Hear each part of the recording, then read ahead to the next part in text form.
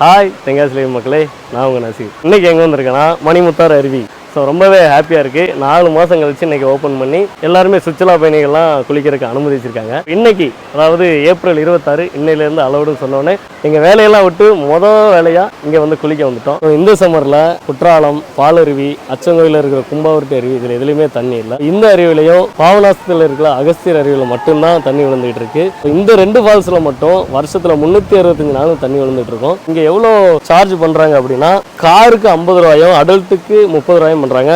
அது மட்டும் இல்லாமல் கன்சர்வேஷன் ஃபீஸ்ன்னு சொல்லி ஒரு 10 ரூபா தனியாக சார்ஜ் பண்ணுறாங்க. எந்தெந்த வண்டியில் வரலாங்கிறத நான் சொல்லிடுறேன். காரில் வரலாம், வேனில் வரலாம். பட் அந்த ஆட்டோ, பைக்கு இது எதுக்குமே அலௌட் இல்லை. இங்கே குற்றாலம் மாதிரி 24 ஹவர்ஸ் குளிக்க முடியாது. இது டைகர் ரிசர்வ் ஏரியாங்கிறதுனால காலையில் 8 மணி டு ஈவினிங் 3 மணி வரை தான் அலௌட் பண்ணுறாங்க. இந்த சம்மருக்கு நீங்கள் ஃபேமிலியோடு வந்து குளிக்கணும்னா இது ரொம்பவே சேஃபான ஏரியா தான். ஏன்னா ஆண்கள் தனி, பெண்கள் தனின்னு தனித்தனி